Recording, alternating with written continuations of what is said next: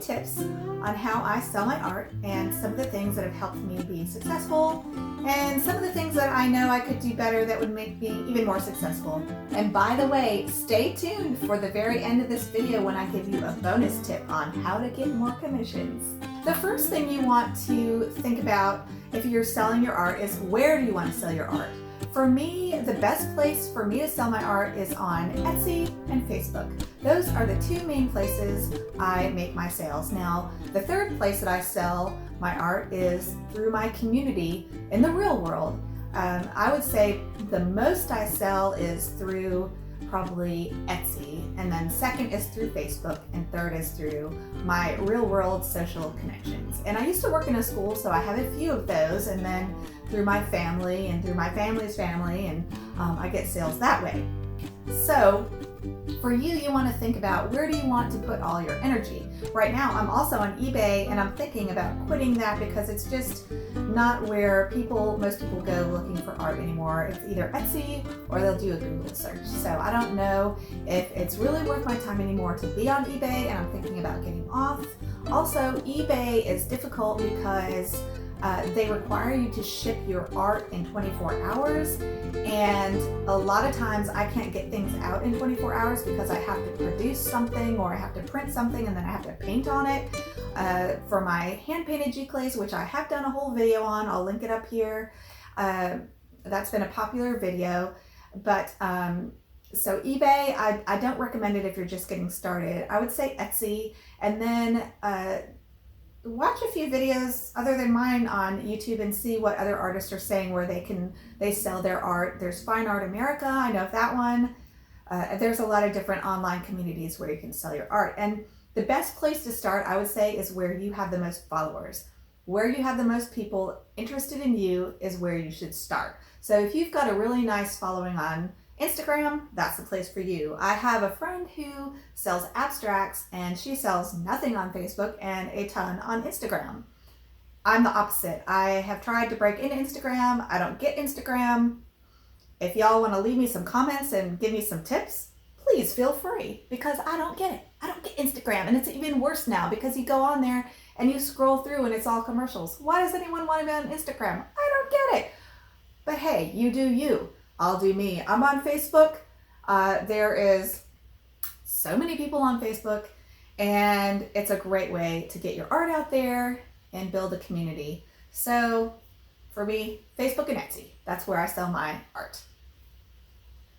Okay, my second tip for how to be successful in selling your art is to keep a mailing list, and this takes years to develop. But over time, you'll develop it. So every time you make a contact who's interested in your art, every time that you make a sale, even if it's a small one, ask them if it's okay if you put them on your email list. And some websites like Wix, I have my website through Wix, they have a whole emailing service already set up and integrated into the website. You can I used to do it through Yahoo Groups. You can do it through Gmail and manage it by yourself. There's also email list software out there.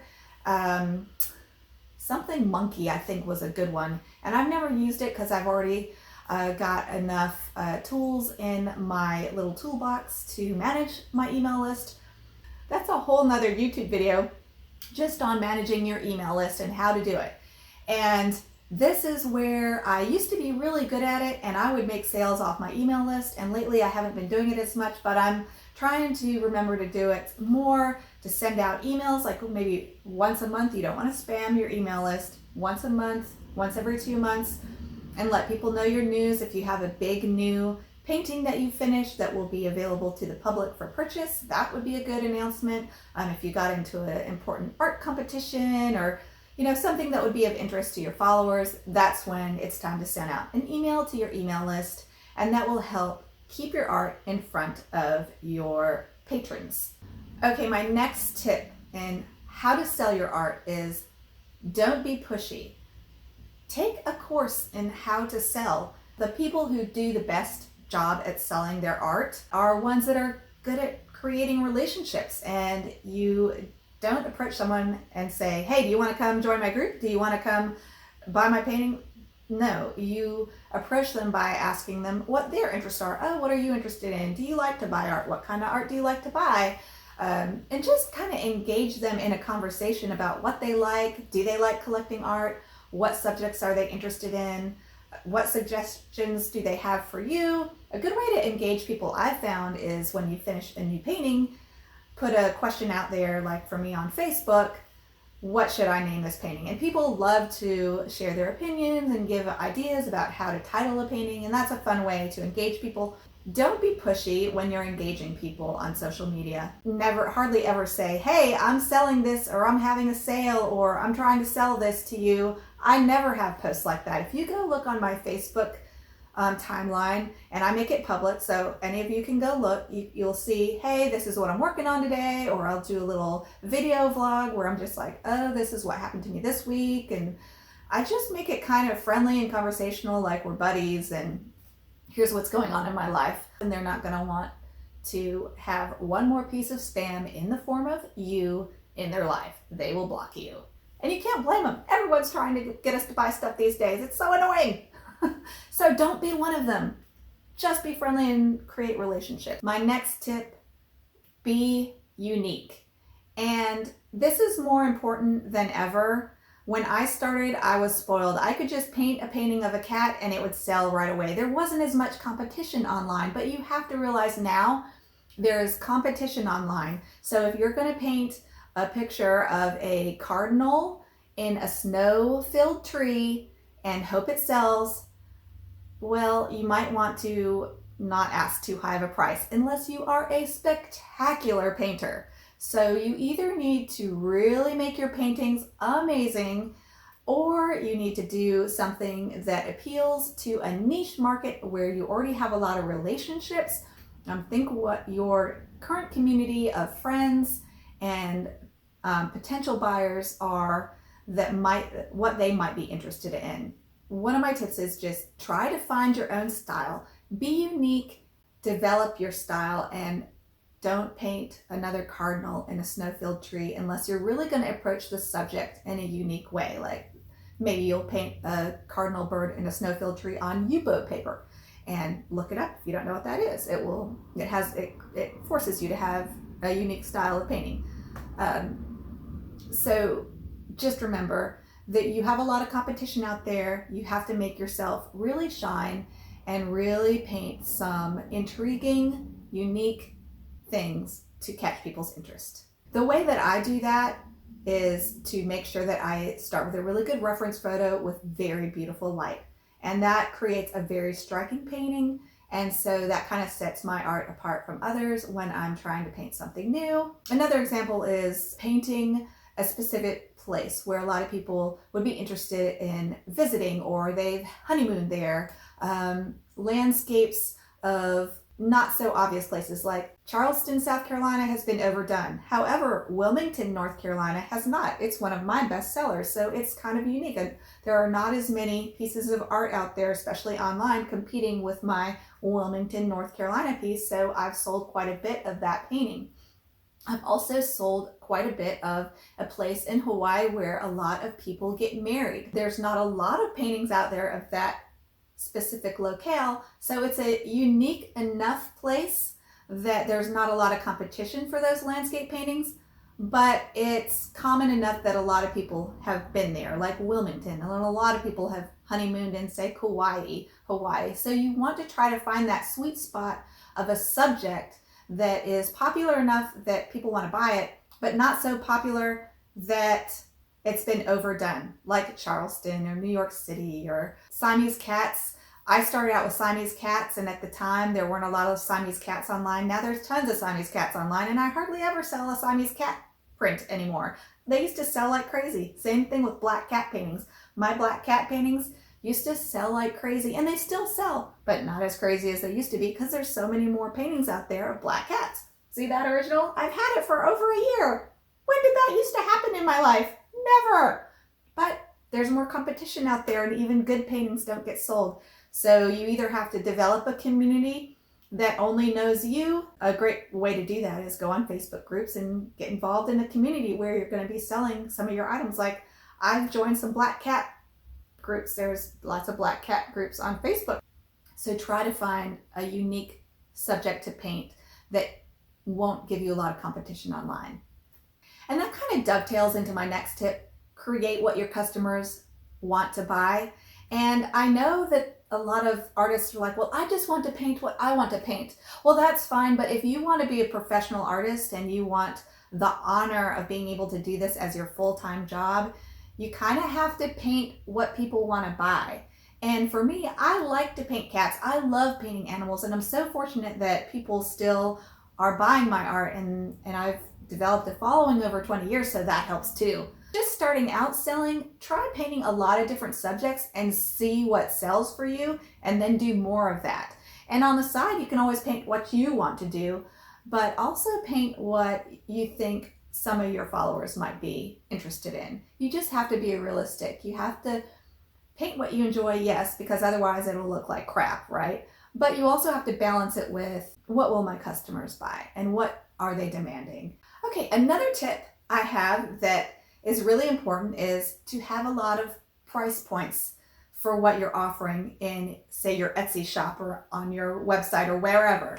So don't just have a bunch of $25 prints. Don't have a bunch of just $300 paintings.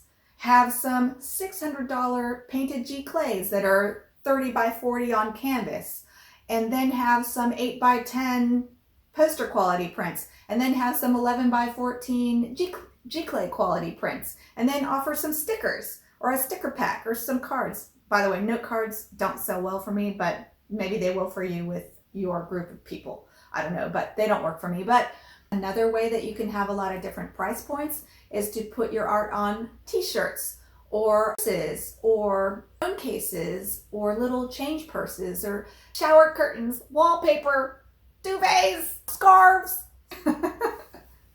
You can pretty much put your art on anything and then sell it. Now, this is the only thing. I would not sell anything for less than $10 because it takes time to list that item, photograph the item, put it online, market it, and then when you have a sale, you have to package it up, print it out, you've got to keep track of the sale, whatever, and it's got to be worth your time. So I think anything under $10 personally is not worth it. So if you're selling stickers, I would say sell a pack of 5 for $15. Don't sell one sticker for $3. So start somewhere around the $10 to $15 mark and then have items available on up the line. So you could do a pack of stickers. Stickers are apparently very popular now. And then have an 8 by 10 poster quality print.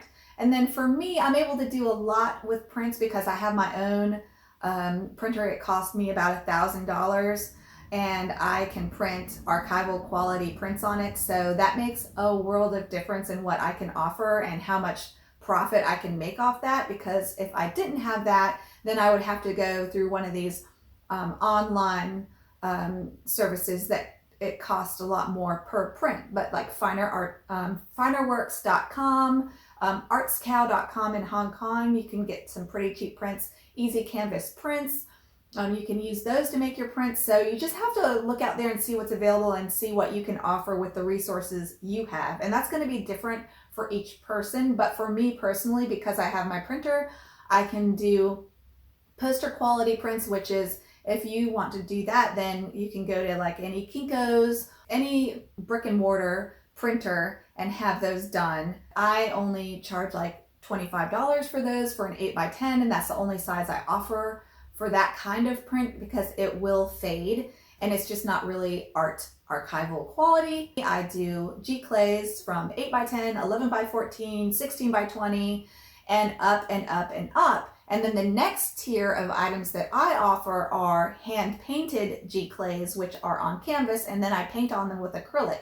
And those price points start at $250. I think I'm at $250 for an 8 by 10, and then on up, because I put enough paint on them, they basically become a painting in and of themselves, almost like mixed media, but it is hand painting on canvas. So I don't call it an original painting, but I explain that this is a one-of-a-kind piece of artwork and I charge accordingly for it. And just last week I sold one of my Hawaii print on a 30, I mean, it's going to be huge, and I've got to hand paint it for, I think it was $450. So I have been pleasantly surprised that people are willing to pay that much money for a hand painted print, because sometimes it's so frustrating. I can't even sell an original for 200 bucks. So really what matters is, what do people want? And if you have what they want, they'll pay good money for it. So don't be daunted by that, and just offer a lot of options and offer a lot of price points. Okay, another tip I have is be part of an online artist community. Apparently Reddit is good for this. I haven't even dove into Reddit because I just don't have the time. Whatcanvas.com, by the way, is another online community where you can learn a lot from other sellers. Oh, and Etsy. Etsy also has a really good online support community. So go check out Etsy's online support community for artists. But I'm on many watercolor painting groups on Facebook, and like if I am stuck with a painting, I'll put it on there and get tips on how to improve it. And whenever I finish a painting, I put it on there and share it, and it gets it in front of a lot of people. And then sometimes I find new students that way. I get a lot of tips. Like I got a tear in one of my paintings recently, so I went on my group and I asked them, how do I fix this tear? And one lady sent me some tape. I don't even know her. It's like painting fix tape, and she mailed it to me. When you become part of an online community, you will find help, and you yourself will be able to help people, and that's a good feeling too. Especially when I was first starting out, I learned so much from my online community, and I continue to get so much support and help. Even as I've been painting 20 years, I still need help sometimes, and I try to help people as much as I can when they post their paintings. I give them advice, so it's a give and take, and it's almost impossible to do all this without that. Okay, my next tip is keep improving your skills. Keep improving your selling skills, your search engine optimization skills, your understanding of all the different algorithms of all the different social media sites you're on, what social media is important right now, where you can sell your art, where you can buy cheap supplies, how, and most importantly, of course, how to improve your own art. So always be learning, always be pushing yourself to learn new things to make yourself better as an artist, as a seller, as a marketer, as a business manager, all of that. If you want to sell your work and really be serious about it and be professional, you've got to really take it seriously and just see it as a lifelong project to learn and to better yourself in so many different ways, even your hobbies, because eventually your hobbies will lead you to, say, join a gardening club, and you'll meet people through that that'll be interested in your art. The more things that you can learn and the more groups you can be a part of in the real world, the more it's going to enrich your art and make you more successful as an artist. So get involved, learn, and grow always. Okay, so now I want to share with you some of my online resources that I use. So I already mentioned Easy Canvas Prints. I have them do my canvas prints because they're almost always on at huge discount. So, and I think those are basically their real prices, but they're saying, hey, this is 80% off right now, but it's always cheap.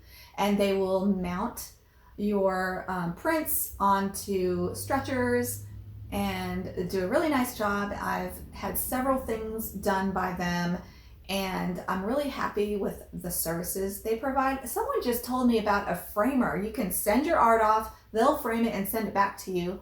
I need to look that up, but there are services out there like that that are cheaper than going to get your painting framed at like a local frame shop. It is so expensive to do that. So I'll probably look into that next time that I frame something. ArtsCow, that's ARTSCOW.com.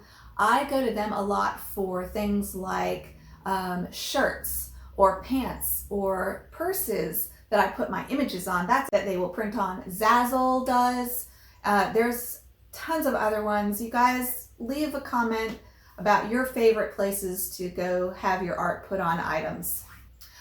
Just for shipping, I've done a whole video on shipping, so I'm not going to go over this in depth, but USPS, if your shipping priority has free boxes, I use that a ton. Leave a comment below and let me know some of your favorite things that you found online that have really helped you in your art career. Also, make sure that you subscribe, hit the little bell icon so you get a notification every time I upload a video, which is once to twice a week. And if you would like to learn more in depth from me, head on over to my Patreon page. It's only $5 a month, and you can watch me paint in real time as I explain in real time. I wanted to do a little bonus section on how to get commissions. I've really been able to get a lot of commissions by painting people's pets. Do they want me to paint their children? No. Their grandchildren? No. They want a painting of their cat or dog. Sometimes their horse, but usually they're pets. So if you are fortunate enough to enjoy painting animals, this could be a very lucrative area for you. And the way that I have usually found commissions, besides through my brick and mortar real life community, is again, Facebook, and making sure that I post every day or every other day and being consistent with my posting and keeping my art in front of people. So when people think, what special gift should I get so-and-so for Christmas? They think of you and they want to commission you to do a painting. So that's another reason why you want to keep your art in front of people, either through your email list, but even more so on your social media site where it's more acceptable to post something every day or every other day, something that you're working on, work in progress. What should I title this? Because you keep your art in front of people, then you'll get more contacts from people asking you, hey, do you paint custom pictures for people? So, okay, you guys, so I hope that was helpful, and leave me a comment about how you sell your work. What did I miss? I'm sure I missed something, and I will talk to you guys soon. Bye.